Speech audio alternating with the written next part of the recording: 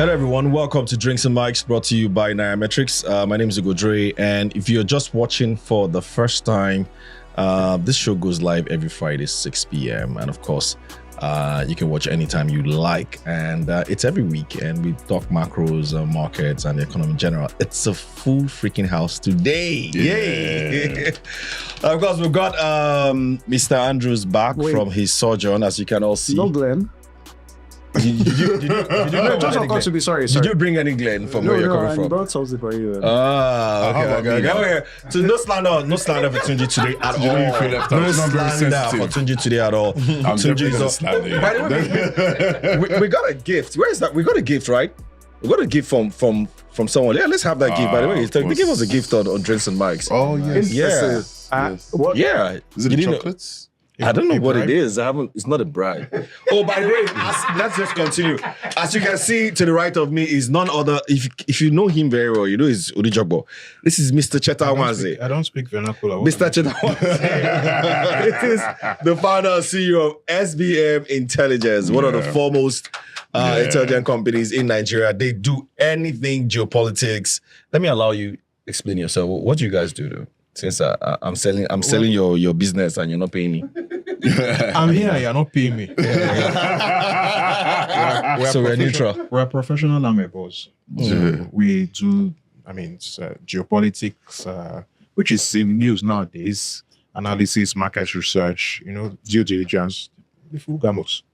Fantastic. So for those who have been following, I guess maybe Tunji and I for a long time, there was a time Tunji, myself, and Cheta used to be on one radio station every day. I think, was it on Mondays or Thursdays? And we're discussing Nigeria in general. So it's good to have this sort of combo, and somehow we're all on the same side of the aisle. Was it 10 years ago? It was more than 10 years ago. Jeez, man, it's a long time. Anyway, we have Sam the Oracle back in the house. Oracle. It's not me, Christian the Oracle, by you guys. So he's the Oracle. Yeah, Sam is wondering why you guys got him the Oracle. I'm actually quite scared. Well, he's the Oracle, of course. And soon to be chief. I don't know if I should have said that, but soon to be chief. You guys will hear it very soon. Is Mr. Arnold Dublin Green. Thank you. Arnold Dublin Green. Will soon be High Chief. Yeah, it's a small chief. This is a small chief. But it's going to be a chief. Oh, so so we got this. Volcano. So the the tradition. The walking. Okay. So I saw the box. The first one I only saw 2 boxes, and I saw Dele's name on it. And I was going to just say, let's not show this. What's this? It's only Dele the game, but this is my own name, so I don't know what's inside. Okay. It suits your jacket. So that's the guys from what's the name on it again? Yeah. Boxed by Dwayne. Is that it? Who needs? Yeah, boxed by Dwayne. Thanks to the guys that don't know who they are, so this is not a commercial, but nice. So since we had, that Cheta is telling to open it because he's looking for some nuts, right? Looking for Unfortunately, there's no granules inside. There's pistachios. Oh no, I love this. This is fantastic. This is a whiskey. For people who are whiskey lovers, you might you understand what this is, but this is a whiskey set. It has the whiskey stones in it. So for people who like their whiskey neat, Tunji had already seen this. Are you marketing this? I don't know what this is. Just the way you're explaining the thing. The way you're explaining the thing. And it's still wrapped though, so I'm wondering. For those of you that listen to whiskey.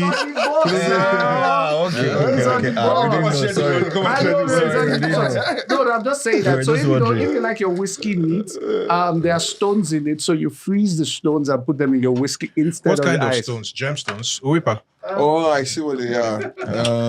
Cheta has a Benin history, by the way. Oh, really? Just like you, yeah. Cheta's dad used to be. I was born and brought up in Benin. Really lovely stuff. I like this. Fine. Well, don't reject. Thank you. Sorry, yeah. Thank you, guys. I really like this. This is my kind of stuff. Thanks. All right, we just go right straight into the matters of the day. And thank you. This is very unusual for a guest to be giving us drinks, but you know what? We just It's not we drinks. just we just leave. It's not drinks, but We're giving things, us things need to be washed stuff. We know. Of course, the youngest in the house usually brings out the whiskey, so we'll just wait for him to be done. Problem. We can bring out the whiskey I for travel, us I here. come back, I should get the some kind of Yeah, biscuit. sorry, the whiskey. Is that jacket now? It's the jacket. Is that jacket? Yeah, Sunji, where's your Chinji's jacket looking from? all crisp. Where's your jacket And all that. Chinji has been around, by the way, but we don't know where he's been to. But I mean, Sam Durako, you can notice that there's something around. There's something with Tunji. There's something about him these days. It's looking very Should I different. say it now? Yeah. Because man, I have an And he's making sure Yeah. he's using want his to left hand to carry the Imagine. left hand. Why are you using your left hand, Suji? know, like, What's on your I wrist? Imagine. Cheers, everyone. Cheers. All right, guys.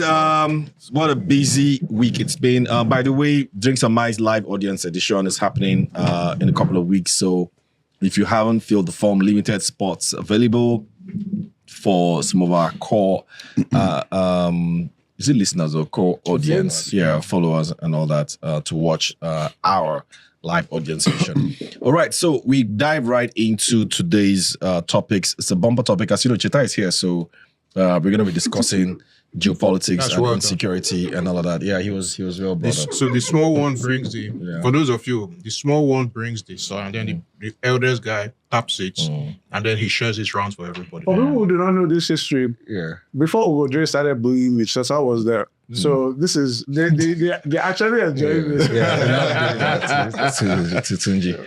All right, so we start first. G20 fallout. G20 was held, was it last week or so? And Last week, yes. yeah, and for some reason, the US was loudly absent, and we did we did see some quite simple. I think that was the first time. African First African G20, and then so it's quite we now symbolic have for the me anyway. the biggest country in the world economically not in that summit, and of course the South African president was seemed Said by not really. I didn't seem bothered by it. He took it on the chin. Yeah, he did take it on the chin and did give his own We were his to own fight because statement. the announcements had choreographed for a long time that they won't be there. So, But I was surprised the Chinese and the Russians were in there either. the Russians were not there. The Russians were there in that's at the lower level. Not Mr. Putin has not traveled to anywhere that is not a strong ally since the Ukraine, and since the ICC declared him a war criminal. He was meant to travel to South Africa, but South Africa will fed under pressure, and this was 2 years ago. Yeah. Oh, thank you, Nomad. Yeah, South Africa wilted under pressure to arrest him 2 years ago, and since then, he's gone to places like China. He's gone to close allies, people who definitely on the other side of the geopolitical fence. So he was not going to be there. Lavrov was there, and Lavrov is one who moves around, who represents Russia's interests. Is their for those of you who don't know, is their long-standing foreign minister, probably the best diplomat in the world at the moment. I agree with you on that. Because you know what people that the guys had to deal with over the last few years. Over the last 30 years, really. Yeah. And the fact that he speaks 6 languages, so you can't even have a conversation in front of him and hide anything from him. Now, the G20, I think the G20 is coming to a head in many ways because of the behavior of Trump. Trump tried to humiliate Ramaphosa by insisting that because the US is hosting the next one, and it's going to be held in Miami or close to in a Trump villa, as it were. And he wanted a lower level embassy official, not even the US ambassador to South Africa, to collect the gong for the next one, and Ramaphosa refused. That's, in my opinion, is kind of national pride. How do you mean you refuse? Could you? So traditionally, when the hosts of the current G20 hands over the gong to the host of the next, because of the presidency of the G20 is the host country. So Trump tried to get a low-level official to receive it. Okay. From Ramaphosa. Ramaphosa said, nope. At the very least, it should be the ambassador. If the president can't be there, it should be the ambassador. Not because the ambassador is the direct representative. Yeah. So think of a situation where Tinubu is supposed to receive something from Mahama in Ghana. And instead, Tinubu chooses to send MC Ulomo. That's the kind of thing that Trump tried to do. So Trump threw his toys out of the pram. And what has happened is that other countries within the G20 have not criticized Trump. They're all frightened of the Americans. So you will find that people will begin to ask what is the relevance of the G20. Some of these things is always a case of, it's not the immediate impact that we're looking at. Long-term impact. It's what happens next. Yeah. The cohesiveness that the G20 used to have, I think, is now gone. And the G20 is going to split into various blocks over time. Aligns along geopolitics. So we're having an emerging, and it's taking shape now, an emerging West versus the rest situation. And we have a situation where they're trying to force smaller countries who used to be non-aligned in the previous iteration of an East-West rivalry to actually take sides this time. So what the fallout of this G20 thing will mean? Because I had hoped that being the first G20 in Africa, that we would see more concrete things for the continent. That didn't happen. The communique was kind of mealy-mouthed and all of that stuff. So people are going to begin to question the relevance of the G20. Isn't that how they've been questioning the relevance of the United Nations as well? All because of Trump? Isn't it just short term? Is it just Trump or it's been something before? Well, if we go back 100 years, these are the little things that made something called the League of Nations to eventually fail. People began to question its relevance, and the League of Nations eventually finally failed when it invaded Ethiopia.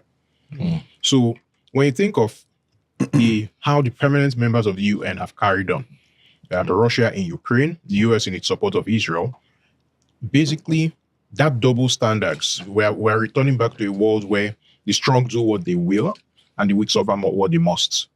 And it's not good for business. Simple and short. Okay. No. For me, what stands out is I think I mentioned earlier how symbolic it is for me that the first G20 on the continent and the US snubbed. For me, it's also a sign or signal or driving the West versus the rest, right? Especially, there's been this BRICS versus the US or BRICS versus Trump that's been going on for a while. And no other Western country saying or doing anything shows that it is definitely the West versus BRICS. And for me, my question then becomes, what happens next? Because I feel like this is a symbol that something is about to happen. That shifts, whether it's a structural change that we've been seeing with everyone versus the dollar or everyone versus the West. This for me is probably something we'll look back on and say, okay, this is when we knew that things were exaggerated or exacerbated. I think this is the second step in the turning point. The first turning point was Gaza. And the war in Gaza. Okay. Yeah, because if you look at, for example, voting patterns in the UN, it has clearly evolved into a West versus the West situation. Yeah. So, what is going to... So, and it's not a coincidence that all of these things have been happening alongside the rise of China.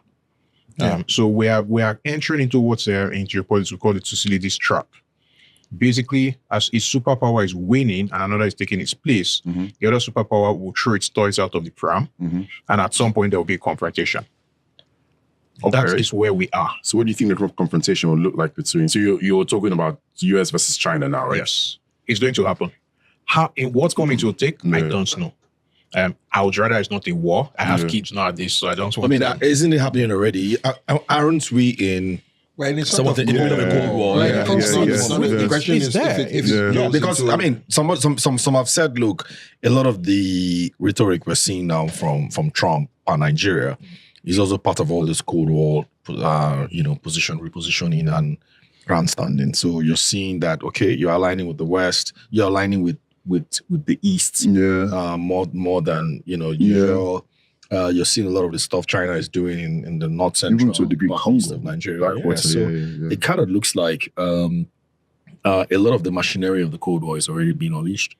It has been there for about 2 years. We're just so the thing about geopolitical stuff generally is it tends to have what we call lagging effects. So shit happens today, and then you don't see it. So I think the best analogy I'll use is the Matrix. Remember the Matrix movie? So if you can slow down the bullet is fired now, but if you are able to see it coming, then you'll be able to dodge. So there's a time lag between when the bullet is fired and when it impacts. So stuff has happened, but we are only beginning to see the effects now. And unfortunately, it's going to keep cascading because the biggest problem really is demographics, which is one of the things that geopolitics studies. The West is in decline demographically, and politicians across the West are throwing their toys out of the pram, and populations across the West are moving towards the far right because of that fear of demographic decline. What that means is eventually some far rights, a lot of the assumptions that have held the world together for the past 80 years will go out the window. We will no longer be able to guarantee free movements. It will not be easy to ship your goods from your container from China to Nigeria because there'll be pirates along, for example, the Strait of Makala. So the Chinese will have to come out to defend Chinese shipping. And it's the Americans who have been defending those straits for a while. Smaller countries in the region, Philippines, for example, afraid to fall under the thumb of China, will probably cry out to America. China will assert its rights to protect its own shipping, and someone will make a mistake. So some of the worst incidents have not started because somebody plans to start. It's because somebody made a miscalculation. So China is building a blue water navy. Right now, the Chinese Navy is bigger than the American Navy. In terms of size, in terms of absolute number of ships, and then not just that, in terms of shipbuilding, China outbuilds America by 9-1. Yeah. Wow. So the Chinese have already gotten to a point where they can no longer hide their strengths. So it's the classic Thucydides trap. By some measures, China is already a bigger economy than America. By some measures, so America being the top dog or having been the top dog for a while is beginning to throw its toys out of the pram. Look at, for example, what they try to do with chips. It's backfired spectacularly, and everybody has seen it backfire. So that's look at what's happened recently with the Dutch. The Dutch seized that Chinese company, Nexperian, as a result of pressure from America. That was clear to everybody. But the Dutch eventually had to cave when reality hits them in the face. So the American establishment, not necessarily Donald Trump, he's just a figurehead for the American establishment, will be looking for ways to cut down China, but it's too late. So eventually there will be a confrontation. What form the confrontation will take, I don't know. But isn't it too late for a confrontation? So isn't there It's never too late for a confrontation. Isn't there a path for an unstable equilibrium where you have two dominant powers with different spheres of influence? No. You're talking of concept of Europe. How did that end? It ended in the First World War. Yeah. Unfortunately, history does not give us a situation where there are two big guys on the table. There may be two big guys for a while, but there will always be tension between them, and eventually there will be a clash. Yeah, the rhetoric from America has always been China, us versus China. It used to be us versus Russia. Yeah, us versus China. No, but when you look at how China has responded to the attempt by Trump to bully, right? I think, and how quickly America also backtracked when China decided to call their bluff. For me, it's a sign that at least certain elements within American establishment understand that this is not a confrontation, at least from an economic perspective, that they can win in the short run. Yes. I'm not sure it's even just they can win. There's also a large part of pragmatism from the Chinese side. So it's a case where we need to stand our ground, but we don't necessarily want confrontation.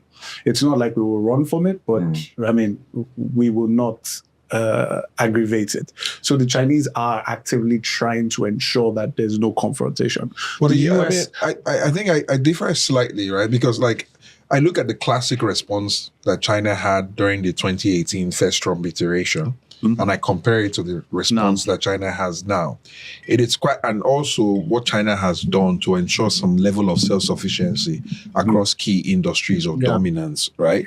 It is quite clear that China was preparing for this moment, right? After Trump won, they started to prepare. Yeah, they were preparing for this moment, so they are much better prepared. They are a lot more resilient than, and even like I don't even think. I mean, the American establishment understood, but China's dominance of rare earths, for example, and the impact that has on the military-industrial complex and the ability to produce high-end precision missiles, it was very evident quite quickly as soon as China started to apply those pressures. So that's why I feel like we are in a bit of a stalemate from an economic perspective. How long that will last is anyone's guess. So, I mean, back to the Matrix, it reminds me of the Oracle and the architects when they achieve some level of peace. It's like, how long is this peace going to last? Right? I feel like that's where we are. I mean, exactly. And it will break at some point. The question is when. And I think it's important to note that geopolitically, 30 years is a short time. So it will be in this state of inequilibrium for another 30 to 50 years. But it will break at some point.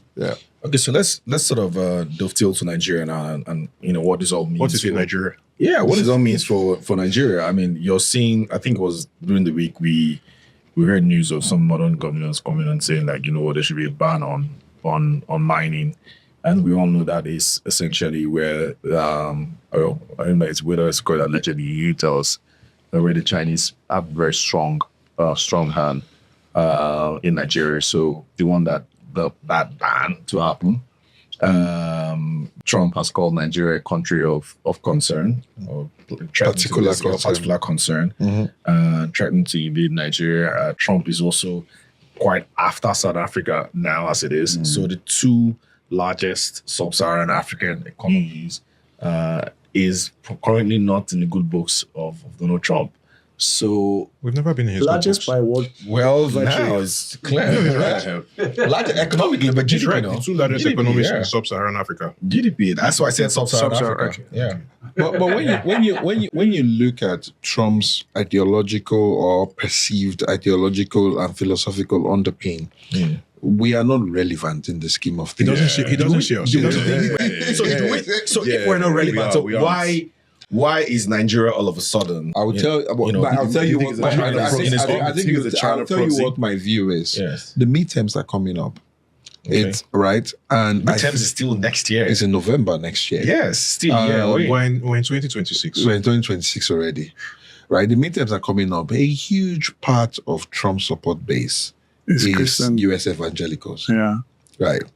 So this is a double. He has his finger on the pulse. Yeah. Now here's the thing. It's not just about Trump's own base. It's also about Ted Cruz and Marco Rubio and J.D. Vance. We are looking at them. The two of them are auditioning to replace Trump as president. And the two of them are trying to get the evangelical community to their side. So shouting Christian genocide in Nigeria plays well. You can see how passionately Ted Cruz has been pushing it. He started it anyways. Marco Rubio can't do as much because of his position. Ted Cruz didn't start it, but he picked accelerated it. J.D. Vance as well cannot try to outshine his boss. So which is why Ted Cruz is sitting pretty on that narrative. Now, from a Nigerian point of view, I think that this crisis just basically shows what we are. We are nothing. We're the way we have reacted to it, the fact that we have basically fallen to pieces. Ever since we were designated a CPC, a general has been killed. Nothing has happened. We've had, as of last count, 1,400 people kidnapped. Oh, is it that much? I saw 490.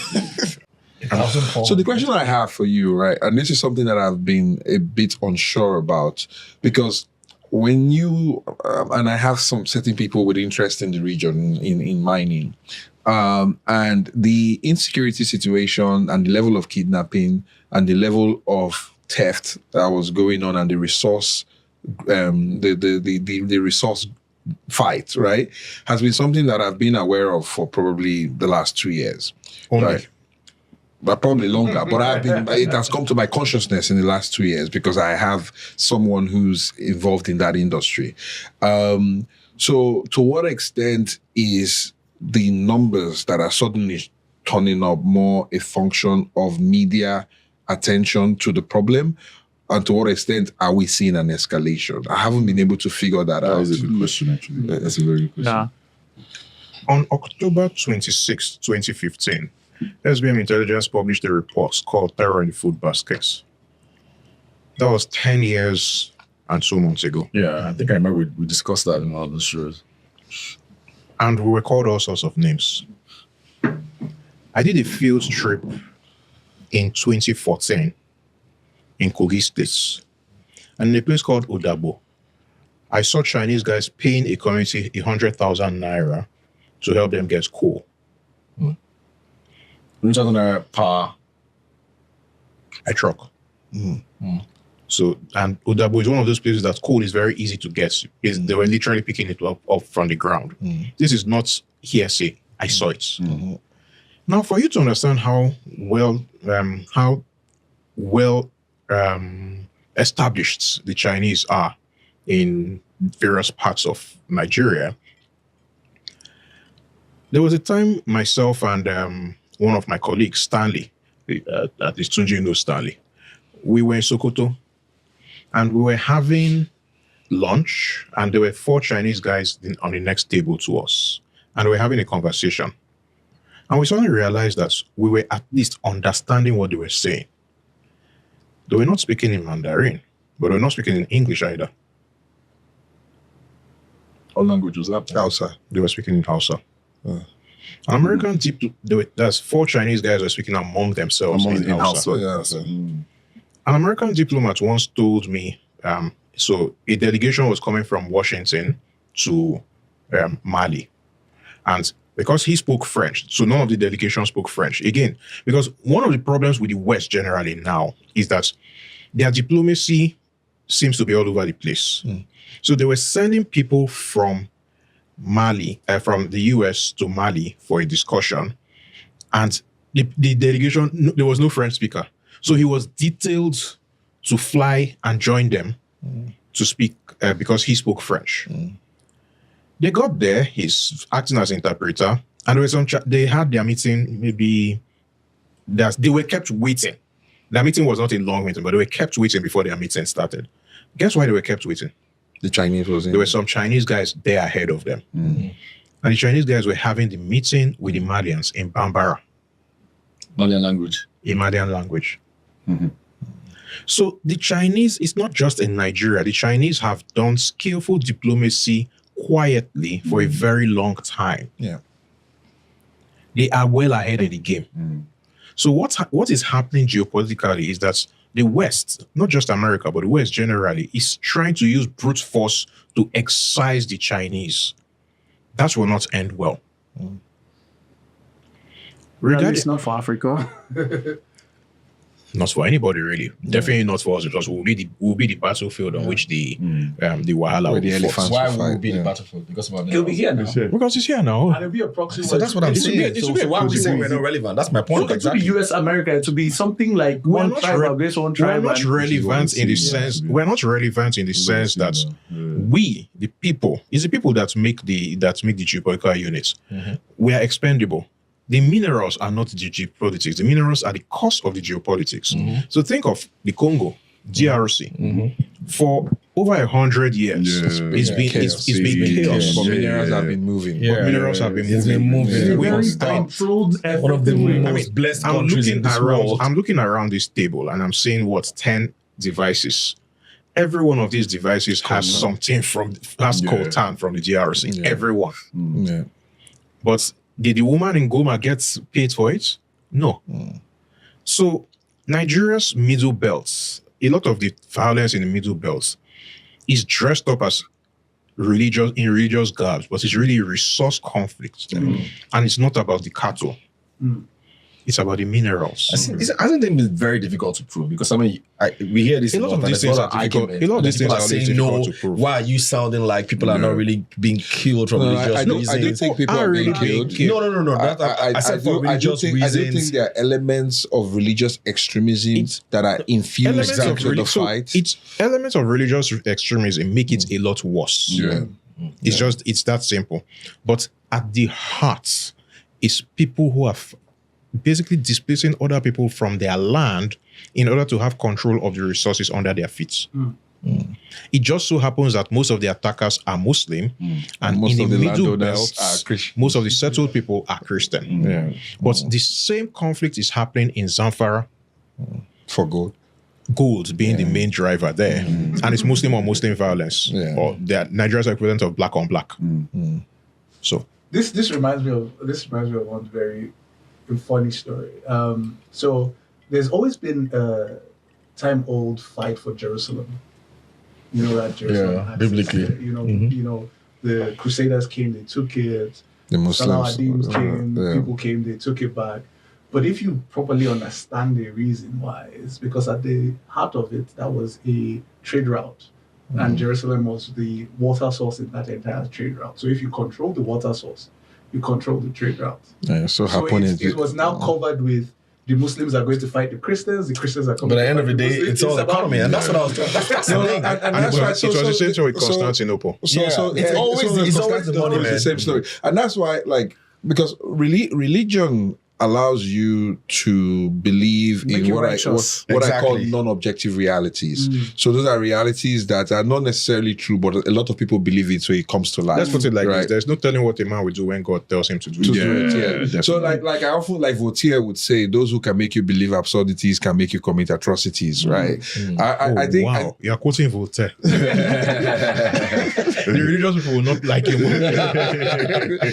But the point is, religion allows you, right, to basically at scale aggregate and drive people towards a certain cause, right? That can be a force for good and that can be a force for evil. That's how we're colonized anyway. So at the end of the day, people forget colonialism was all about scouting for African resources. It's always been the story. But it came as trying to bring God. They gave us the Bible, told us to close our eyes and pray, and when we opened our eyes, they had lost the land. We lost the land, right? And then all those Niger companies are cool. So yes, it is clothed in religious garbage, but the reality is, I do think it's resource control. Because you keep asking yourself, these bandits, they look quite sophisticated to the point where they are well-resourced. Governments are giving territories. These are not banditries. These are people that have been resourced. Then from our conversation from last week, and then this conversation, what I'm getting from you is we are in a proxy war, right? We're just... Many of us just don't. So do you think that that's why the government can't seem to do anything about it? Is it that they don't want to, they can't? Which is actually the next question. So how's our thing. government reacting to this? What's your assessment of government's reactions? And my answer to that is what government? Current government. Don't we have a president? The one we elected. We have a cabinet. They just swore in a new defense minister. We have a government. Okay, you could have fooled me. A government is an entity, last time I checked, that has control of its territory. And has monopoly over violence. And has monopoly over... Monopoly what? Violence. Is there any part of Nigeria that has been thinking that is completely under the rule of terrorists? I mean, I saw that some local governments in Katsina had to do a deal with the bandits in a peace deal. I mean, that is... There are parts of Nigeria that are under the control of non-state actors. I'm just using the polite term for them. For example, Damboa, Borno, is under the control of various factions of ISWAP. Parts of Katsina, parts of Zamfara. So when we say parts of, maybe contextualize it with maybe Lagos. Are we saying local governments? How many local governments? How many? Just one small street? What exactly do you imagine from Ajah to considering the size of Lagos, imagine from Ajah to the Dangote refinery. Elements of the Nigerian state cannot go there. The distance between Maiduguri and Damboa is what's a 7-hour drive. The Nigerian state. I mean, the last time the Nigerian state tried to go there, we ended up with a desk general, and we haven't done anything about it. Yeah, that was huge. That desk general, that was huge. We haven't. That was. So the question then becomes: is it that we can't do anything about it, or we just accepted the reality that we can't do anything? So if we know this is an underlying economic fight, why can't we fix that? Because the Why does it keep fundamental happening? problem of Nigeria and countries like Nigeria, which is your garden variety African countries, that the country is not legitimate in the eyes of its citizens in the first place. No? No, it's not. That's deep. We have Yeah. a problem of state legitimacy in this part of the world. Why? Think about it. Most of our countries were imposed on us by outside actors. And as a result of that imposition, following that imposition, after we got independence, we never made the efforts to make those countries legitimate. What is the purpose? Because of I a really don't know country? any country. I mean, there are very few countries here. Sorry to butt in. There are very few countries in the world that you somehow did not impose it on them. UK, for example, I mean, they fought for centuries. Yeah, Scotland. Yeah, Yes, to centuries. discover where but they are today. Your average, And there are still a lot of But they people drove, who don't they believe. drove, Your they average consolidated European and drove the states, national they story, forced it right? in. your But we average never did European that. states, until the recent waves of migration, your average European state is an ethno-state. Think about it. So you use the UK as an example. They fought for centuries. Keyword centuries. Yeah. But eventually, the English knew that they were English. The Scots knew that they were Scottish. The Irish were colonized by the English and eventually won independence in 1921. When Queen Elizabeth died, there was the Act of Union. That was the first Queen Elizabeth. There was the Act of Union between England and Scotland to make the United Kingdom of Great Britain. So there was legitimacy. People knew that this king, King James, was their king. King James the First of Scotland and King James... Didn't we do the same thing when Nigeria became a federation? Wasn't it the same thing? North and Southern Protectorate coming together as one. No, it was by some guy called Frederick Lugard, whose girlfriend named the country in a fit of ecstasy. So think about it. I think best example, for example, 1929. The country is 15 years in existence, yeah? Then we had the Aba Women's War, which the colonial government called a riot in order to delegitimize it. What was the cause of the Aba Women's protests? Taxation. People willingly give taxes to a government that they consider legitimate. Nigeria has very high rates of tax avoidance because people do not consider the government legitimate. So when the Aba women began to protest, the colonial government asked the police in the area, that's Aba, Opobo, Ikotekpene, all those axes, Ikotabasi. They asked the police to shoot them, put down the protest, and the police refused because these were their people. So eventually police were drafted from Lagos and the firing started. Why? Those police who were drafted in from Lagos were Yoruba. They did not speak the language of those women. They did not understand those women. They did not consider themselves to be from the same nation as those women. So it was easy for them to shoot. There's a reason why the Nigerian Army's roots are Hausa. The Royal West African Frontier Force was deliberately designed by Frederick Lugard to be mainly, it was actually a prerequisite for British officers of the Nigerian Army then to learn Hausa. It was a Hausa force because it was a colonial tool of oppression. Same thing with the police. The big lesson that the British colonists learned from the Aba Women's War was to mix the police. Before then, it was local policing. And local policing is the most effective kind of policing. But after that, we started having this anomaly of police barracks, police living away from the community they are meant to be serving. Because the police were drafted in from another part of the country in order to oppress the people. As independence, we did not change that paradigm. So Nigeria never did the work, never tried to do the work to gain legitimacy in the eyes of its people. And build a nation state. And build a nation. No, it's a nation state, but it's not a nation.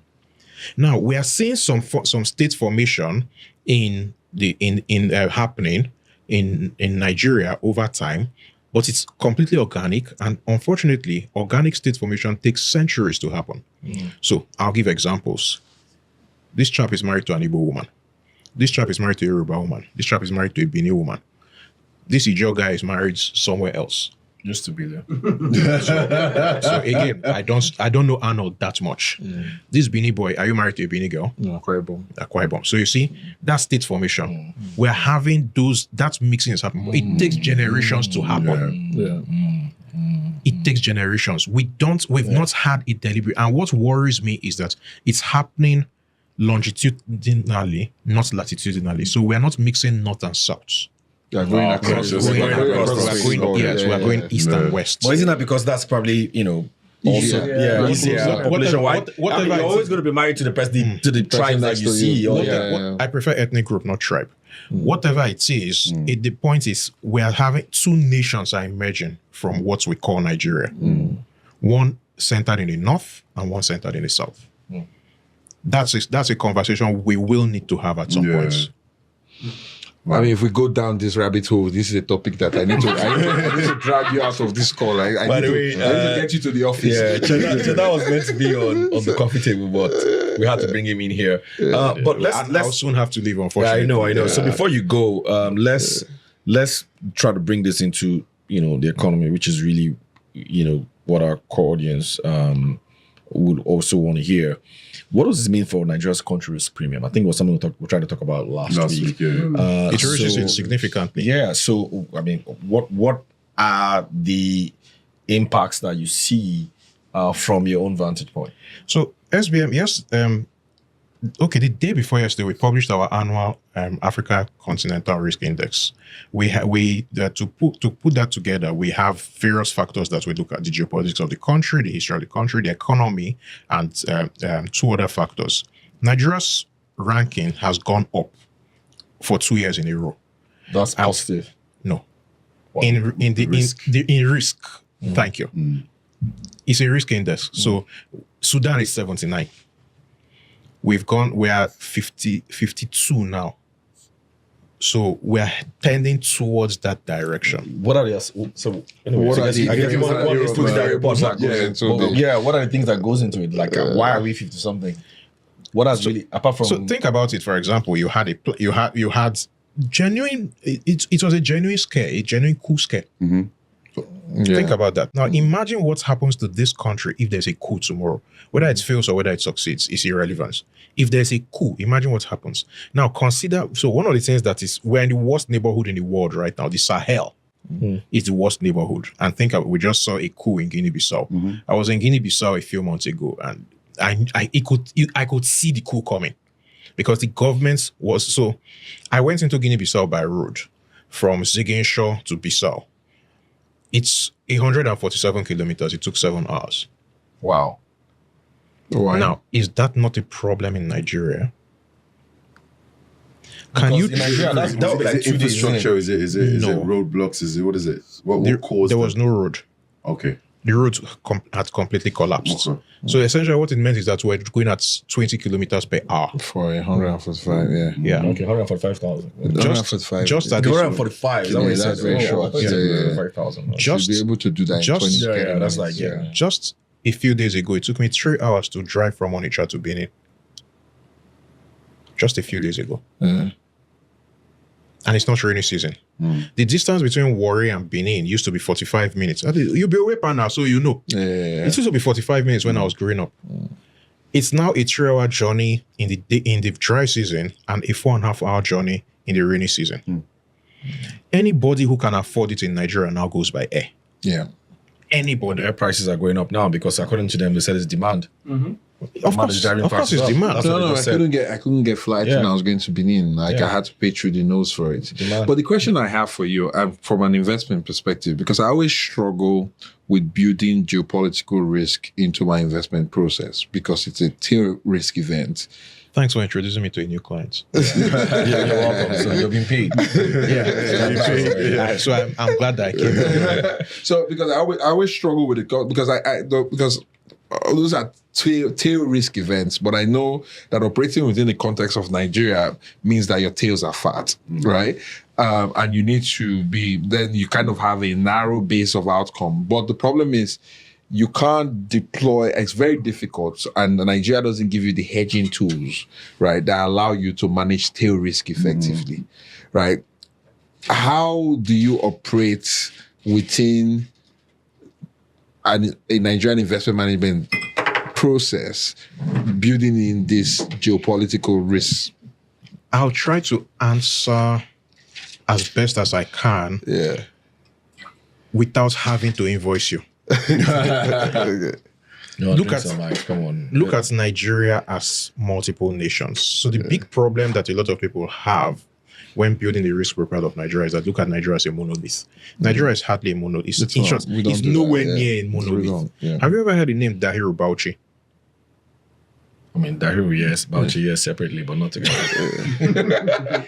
He died last week. Okay. Who is he? And 400,000 people at the minimum attended his funeral. Who is he? He was one of the biggest sheikhs in northern Nigeria. Oh, yeah. I remember now. Him dying is kind of like Enoch Adeboye dying. And people don't hear about it. Now. Yeah. So I think my point about Nigeria not being a nation has been made. Yeah. Have you ever heard the name Kabiru Gombe? Or Balalao? There's no northern politician who will not go to meet these two chaps if they're serious about getting votes. So when you're building a risk profile for Nigeria, one of the things that you will have to do, and this is where we'll have a discussion after I'll get your number from Ugo, because I have a client that and all the people that are watching, I want your number. One of the things that we can discuss the cost. No, I like my Igbo brother. Let's talk about how we can make you a finish your marketer. points. So you have to build separate risk profiles for the various parts of Nigeria. Yeah, it's just that simple. If you are coming and saying, but if you're investing portfolio inflows, how do you do that? Like you're not. There's a different profile for somebody who is investing, who is doing FDI. There's the exposure of the portfolio to the different. So the geographies that drive your return, you can do that mapping. But the problem is that you cannot eliminate the sovereign risk, right? Yeah, you can't eliminate the sovereign risk. But can you assume shocks on each portfolio company? Yeah, but how do you? So the problem is that, for example, I feel like if I talk to this guy for too long, I'll just be paralyzed, and that's my risk, right? Because then a part of our job is that a part of our job as geopolitical risk analysts is that we actually have to try to think through possible solutions. Exactly. Yeah, I know. Solutions that. So we scare you. We scare you in order to give possible solutions so you can pay us for the possible solutions. So here's my challenge, right? Because for me as an investor, I don't need things to be good to make money. In short, you people like things bad. So I need things to be directionally positive. Yes. Can be coming from really bad to just okay. Yeah. Right? I mean, so the question is that I care more about the second derivative than I care about I care more about the direction of change than I care about change in itself. Right? So it's how I build that into my process. I've really struggled with political risk management in Nigeria. Yes. And it's just something that I just accept in the portfolio and put it in the unknown category. And that's the part that really scares me. Right. So let me ask you, do you envisage that before you go, I know your this is an interesting conversation. Yeah, that's why I have Cheta here. Unfortunately, Cheta leaves the country pretty soon, and only God knows when. To bring him into the country, you have to buy a ticket for him. This man, you see, we'll go buy ticket. We'll go buy ticket. Don't worry, this January is coming. It's coming in January. This is counting. I like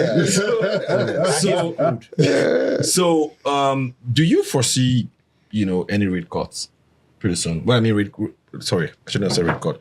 I mean, do you foresee any reduction in Nigeria's credit rating? Credit, all these things, all our ratings, whether it's credit, whatever, that's from all these rating bodies. Do you see that happening?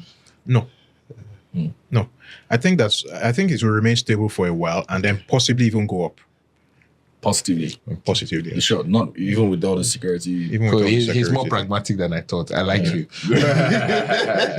Interesting. So, all right, that would have been your buy-sell or hold puff. So, guys, thanks for having Cheta in the house today. Good conversation. I appreciate him. Thank you. To keep Cheta here today, I know how many fights I had just to pass him. We see you. By the way, we're having but this is very relevant because at the moment I'm obviously trying to go through the portfolio, trying to go through stuff, and one of the things I wrote on my desk is that I needed somebody to speak to on security and politics. You have him here already. See, last week we spoke about. We I talked have about. it.